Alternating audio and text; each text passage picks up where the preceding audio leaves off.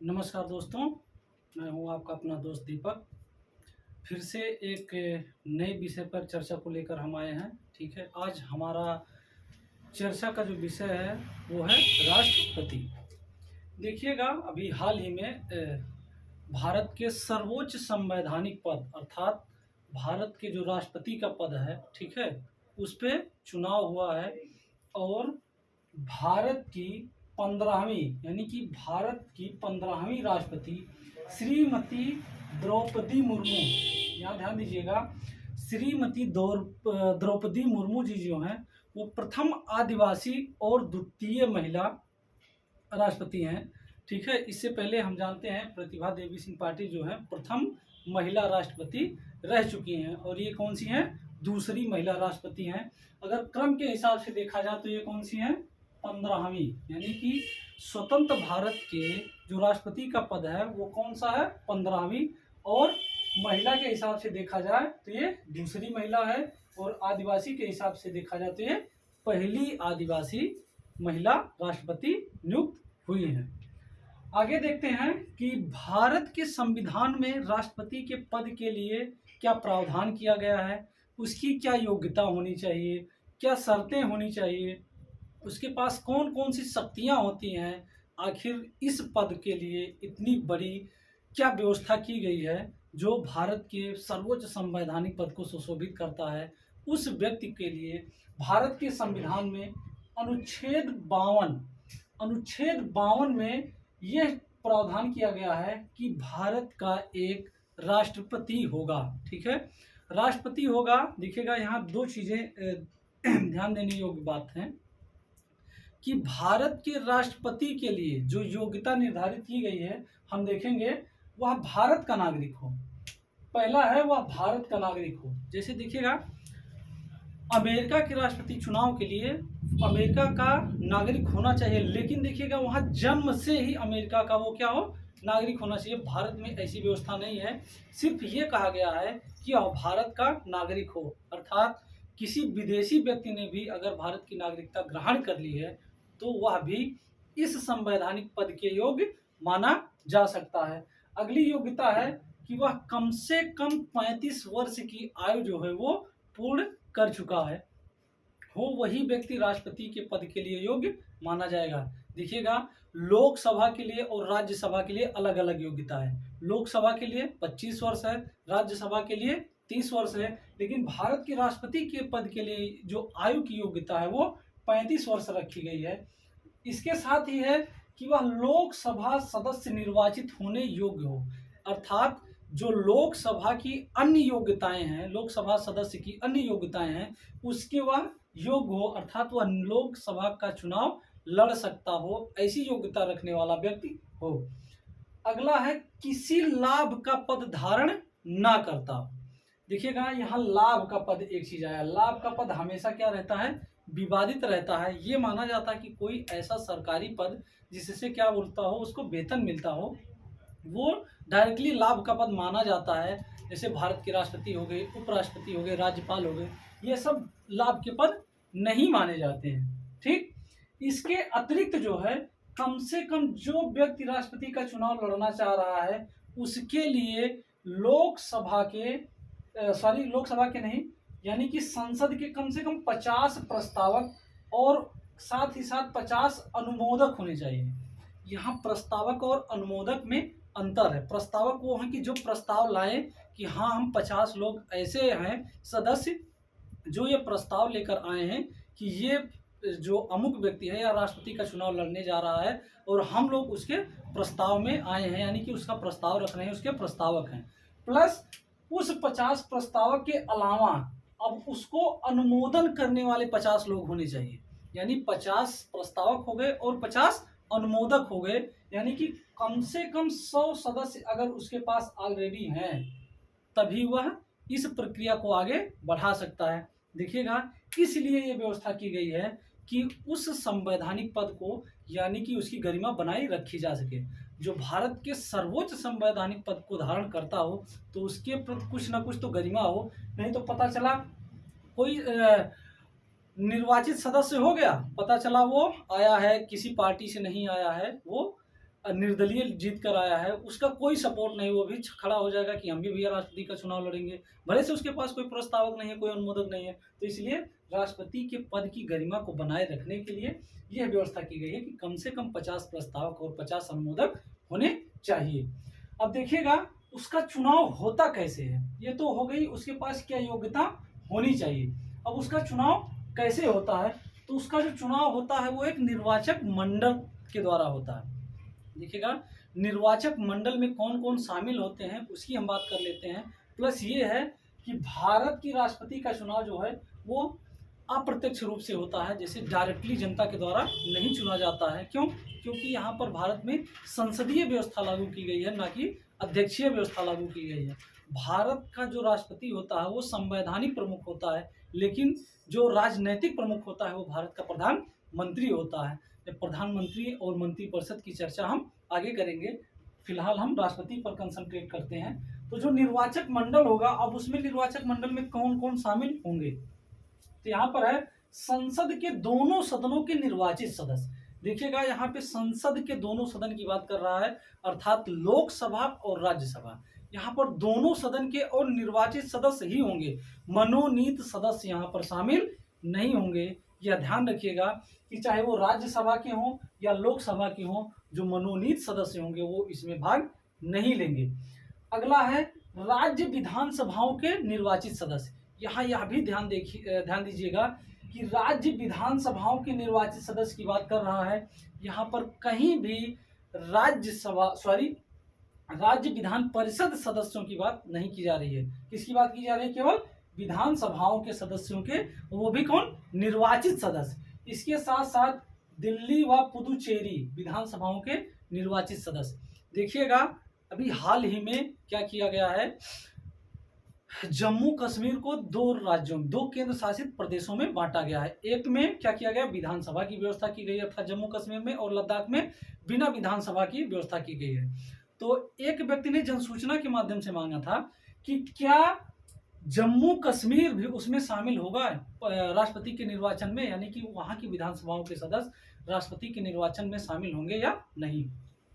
तो उस पर स्पष्ट चुनाव आयोग ने ये दिया था कि आप जो है, जो संविधान में राष्ट्रपति के चुनाव के लिए जो निर्वाचक मंडल का गठन किया गया, जो निर्वाचक मंडल संबोधित किया गया, उसमें कौन कौन से हैं उसको पढ़ लीजिए। तो उसमें क्या है, यही 3 चीजें हैं, ठीक है। संसद के दोनों सदनों के निर्वाचित सदस्य, राज्य विधानसभाओं के निर्वाचित सदस्य, यानी कि जो भी राज्य, यहाँ केंद्र शासित की बात नहीं, जो भी पूर्ण रूप से राज्य हैं उनकी बात की गई है, प्लस दिल्ली एवं पुदुचेरी। अब यहाँ ध्यान दीजिएगा कि यहाँ पर जम्मू और कश्मीर की बात नहीं की जाएगी। क्यों? क्योंकि वो पहले एक पूर्ण राज्य था, अब उसको विभाजित करके 2 केंद्र शासित प्रदेशों में बांट दिया गया। भले से जम्मू और कश्मीर में क्या किया गया, विधानसभा की बात की गई है, उसके गठन की बात की गई, उसमें गठन किया गया है, लेकिन उसके निर्वाचित सदस्य भाग नहीं लेंगे, क्योंकि संविधान में राष्ट्रपति के जो निर्वाचन होगा उसमें निर्वाचक मंडल होगा, उसमें यह कहीं जिक्र नहीं किया गया। अब उसके लिए क्या करना पड़ेगा, संविधान में संशोधन करना पड़ेगा, और संविधान में संशोधन करने पर यह लिखा जाएगा, जैसे दिल्ली पुदुचेरी का उल्लेख किया गया वैसे ही जम्मू और कश्मीर केंद्र शासित प्रदेश का भी उल्लेख करना पड़ेगा, तभी वो उसके निर्वाचित सदस्य शामिल हो सकते हैं। ये तो बात हो गई कि राष्ट्रपति की योग्यता क्या होगी, उसका चुनाव कैसे होगा, यदि उसका निर्वाचक मंडल क्या होगा। देखिएगा राष्ट्रपति का चुनाव अप्रत्यक्ष रूप से एकल संक्रमणीय पद्धति के आधार पर होता है। एकल संक्रमणीय पद्धति क्या है, कभी हम अलग से चर्चा करेंगे, क्योंकि समय ज़्यादा लगेगा और हमारे पास व्हाइट बोर्ड में जगह भी नहीं है कि हम उसको यहाँ पर समझा सकते हैं। अब हम देख लेते हैं कि राष्ट्रपति की क्या क्या शक्तियाँ होती हैं। तो जब हम राष्ट्रपति की शक्तियों की बात करते हैं तो उसके पास कई सारी शक्तियाँ होती हैं, जैसे कार्यकारी हो गई, विधायी हो गई, वित्तीय हो गई, न्यायिक हो गई, आपातकालीन है, सैन्य शक्तियाँ हैं, ठीक है। तो हम एक एक करके इस पर डिस्कस कर लेते हैं। अगर हम कार्यकारी शक्तियों की बात करें तो राष्ट्रपति जो होता है वह संघ की कार्यपालिका शक्ति का क्या होता है, प्रमुख होता है। अब बात यहाँ आती है संघ की कार्यपालिका। तो संघ की कार्यपालिका में कौन कौन शामिल होते हैं, तो आप देखिएगा उसमें स्पष्ट रूप से लिखा गया है कि संघ की कार्यपालिका शक्ति में राष्ट्रपति, उपराष्ट्रपति, प्रधानमंत्री, उसकी मंत्रिपरिषद जो होगी, और वहाँ पर एक और सदस्य की बात की गई है, उसको हम बाद में बताएंगे, या आप कमेंट बॉक्स में कमेंट करके बताइएगा क्या है। हम अगली बार बताएंगे, लेकिन सबसे पहले आप कोशिश करिए कि उस पद को ढूंढिए कि किस अन्य एक पद की उसमें व्यवस्था की गई है, यानी कि कार्यपालिका शक्ति में और कौन शामिल किया गया है। अगली चीज ये है कि राष्ट्रपति अपने शक्ति का प्रयोग जो है वो स्वयं नहीं करेगा, किसकी सहायता से करेगा? उसकी सहायता के लिए होगी एक मंत्रिपरिषद, और उसका प्रधान कौन होगा? प्रधानमंत्री। कहने का मतलब ये है कि राष्ट्रपति कोई भी काम अगर कर रहा है तो ये समझ लीजिएगा कि वो अपने मन से नहीं कर रहा है, उस मंत्रिपरिषद के कहने पर कर रहा है। और मंत्रिपरिषद का प्रधान कौन है? प्रधानमंत्री, अर्थात अप्रत्यक्ष रूप से प्रधानमंत्री के सलाह पर वो काम कर रहा है। देखिएगा, और कार्यकारी शक्तियों में क्या होता है कि वह प्रधानमंत्री की नियुक्ति करता है, और प्रधानमंत्री की ही सलाह पर अन्य मंत्रियों की नियुक्ति करता है, और ये लोग क्या होते हैं? राष्ट्रपति के प्रसाद पर्यंत ही पद धारण करते हैं। अगला है महान्यायवादी हो गए, चुनाव आयुक्त हो गया, मुख्य चुनाव आयुक्त हो गया, कैग हो गया, लोक सेवा आयोग के अध्यक्ष हो गए, उसके सदस्य हो गए, राज्यपाल हो गए राज्यों में। इन सब की नियुक्ति कौन करता है? राष्ट्रपति ही करता है। तो ये क्या हो गई? इतनी सारी इसकी ये क्या हो गई? कार्यकारी शक्तियां हो गई। अब हम अगला देखते हैं, विधायी कौन सी ऐसी ऐसी शक्तियां हैं जिसमें राष्ट्रपति को प्रदान की गई है। तो देखिएगा, राष्ट्रपति क्या करता है? संसद की बैठक को आहूत करता है, उसका सत्रावसान करता है, और उसका विघटन भी करता है। देखिएगा, यहाँ आहूत का मतलब हो गया बैठक बुलाने से लेकर, जब किसी सत्र की समाप्ति होती है और जो नए सत्र की शुरुआत होती है, तो जब पहली बैठक बुलाई जाती है तो जो बुलाने का काम होता है वो राष्ट्रपति का होता है, यानी कि आहूत करता है, वो बैठक को बुलाता है। और लोकसभा का देखिएगा, यहाँ पर वो लोकसभा का विघटन भी कर सकता है, प्रधानमंत्री और किसकी सलाह पर? प्रधानमंत्री की सलाह पर वो क्या कर देगा? लोकसभा का विघटन कर देगा। ठीक है, प्रधानमंत्री की सलाह का मतलब क्या हो गया? पूरी मंत्रिपरिषद उसको अप्रूव कर रही है। देखिएगा, 12 सदस्यों का राज्यसभा में क्या करता है? मनोनयन करता है। हम आगे देखेंगे वो क्या क्या उनकी योग्यता होनी चाहिए जो राज्यसभा में 12 सदस्यों का मनोनयन होता है। विधेयकों पर यह अनुमति देता है। देखिएगा, यहीं पर इसके वीटो शक्ति का भी प्रयोग होता है, यानी कि वीटो शक्ति भी यहीं से उभर कर आती है कि वह क्या करता है? विधेयकों पर अनुमति दे भी सकता है, नहीं भी दे सकता है, उसको विचारार्थ के लिए वापस कर सकता है, और अनिश्चितकालीन के समय के लिए अपने पास सुरक्षित रख सकता है। जो अनिश्चितकालीन समय के लिए वो अपने पास रखता है उसी को पॉकेट वीटो कहा जाता है।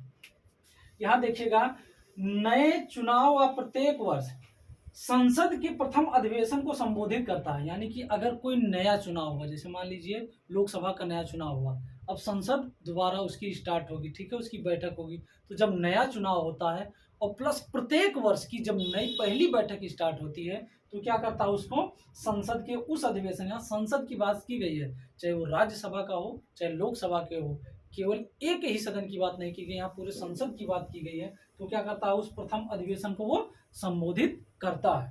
तो ये हो गई हमारी विधायी शक्तियां। अब हम देखते हैं उसके पास वित्तीय शक्तियां भी प्राप्त हैं। क्या क्या वित्तीय शक्तियां हैं? देखिएगा, अगर राष्ट्रपति के पास कोई धन विधेयक लाया जाता है, ठीक है, तो बिना उसकी पूर्व अनुमति के लोकसभा में वो पेश नहीं किया जा सकता। यानी कि अगर कोई धन विधेयक लोकसभा को लेकर आना है तो सबसे पहले कहाँ जाएंगे? राष्ट्रपति के पास। राष्ट्रपति उस पर अनुमति देगा, अच्छा ठीक है ये विधेयक आप पेश कर सकते हो, तब वह लोकसभा में पेश किया जा सकता है। देखिएगा, बजट को, ठीक है, संसद के समक्ष वो क्या करता है? रखवाता है, फिर उस पर चर्चा होती है। बजट क्या है? जिसका अनुच्छेद 112 में चर्चा की गई है, वार्षिक वित्तीय विवरण के नाम से। संविधान में कहीं पर बजट शब्द का प्रयोग नहीं किया गया है, ठीक है, याद रखिएगा। संविधान में किस नाम से प्रयोग किया गया है? वार्षिक वित्तीय विवरण के नाम से। तो वो क्या करता है? संसद के समक्ष रखवाता है, फिर उस पर चर्चा होती है। देखिएगा, कोई अनुदान की मांग है, अगर कोई अनुदान की मांग है बिना राष्ट्रपति के सिफारिश के वो पूरी नहीं हो सकती है। अगर कोई अनुदान मांगा जा रहा है, ठीक है, तो राष्ट्रपति जब तक उस पर सिफारिश नहीं करेगा तो वो मानी नहीं जाएगी। वित्त आयोग का देखिएगा, यह राज्य और केंद्र के लिए प्रत्येक 5 वर्ष पर वित्त आयोग का गठन करता है। अब वित्त आयोग का काम है कि वो वित्त से संबंधित सारी चीज़ों का लेखा जोखा करेगा और समक्ष राज्यसभा सॉरी राज्यों में राज्य विधानमंडल के पद और केंद्र में संसद के पटल पर रखवाएगा। न्यायिक शक्ति में अगर हम बात करें तो देखिएगा, राष्ट्रपति के पास क्षमादान की शक्तियां हैं। यहाँ तक कहा जाता है कि केंद्र के कानूनों का जहाँ तक विस्तार है वहाँ तक राष्ट्रपति के पास क्षमादान की शक्तियां हैं। यानी कि किसी भी न्यायालय द्वारा किसी व्यक्ति को सजा दे दी जाती है और वह राष्ट्रपति के पास जाता है क्षमादान के लिए, तो उस पर वह क्षमा दान की शक्ति प्रयोग कर सकता है। यहाँ तक कि अगर किसी व्यक्ति को मृत्यु दंड भी दिया गया है, राष्ट्रपति उस पर क्या कर सकता है, उसको मृत्यु दंड की सजा को भी क्षमा कर सकता है। ठीक है, कई चीज़ें हैं उसमें, लघुकरण है, ठीक है, परिहार है, ये सारी चीज़ें हैं। जब हम अलग से पढ़ेंगे शक्तियों को तो उसमें अभी हम केवल इतना समझ लेते हैं। राष्ट्रपति के पास देखिएगा आपातकालीन शक्तियां भी हैं। राष्ट्रीय आपातकाल, ठीक है, जब हम राष्ट्रीय आपातकाल की बात करते हैं तो अनुच्छेद 352 में क्या है, राष्ट्रीय आपातकाल की बात की गई है। तो राष्ट्रपति देखिएगा भारत के किसी क्षेत्र अथवा संपूर्ण भारत पर राष्ट्रीय आपातकाल की घोषणा कर सकता है। फिर संवैधानिक आपातकाल देखिएगा, संवैधानिक आपातकाल क्या होता है, राज्यों में राष्ट्रपति शासन लागू करने को ही क्या कहा जाता है, संवैधानिक आपातकाल। फिर क्या है, वित्तीय आपातकाल। वित्तीय आपातकाल का उल्लेख अनुच्छेद 360 में किया गया है। संवैधानिक आपातकाल का उल्लेख संविधान के अनुच्छेद 356 में किया गया है। यहाँ पर देखिएगा उसके पास सैन्य शक्तियाँ भी होती हैं, यानी कि भारत के तीनों सेनाओं का जो सर्वोच्च कमांडर होता है वो कौन होता है, भारत का राष्ट्रपति होता है। तो ये थी हमारी चर्चा किस पे, राष्ट्रपति के पद पर। फिर हम मिलेंगे किसी नए विषय को लेकर आपके सामने। तब तक आप लोग पढ़ते रहिए, अपने स्वास्थ्य का ख्याल रखिए, मस्त रहिए। जय हिंद, जय भारत।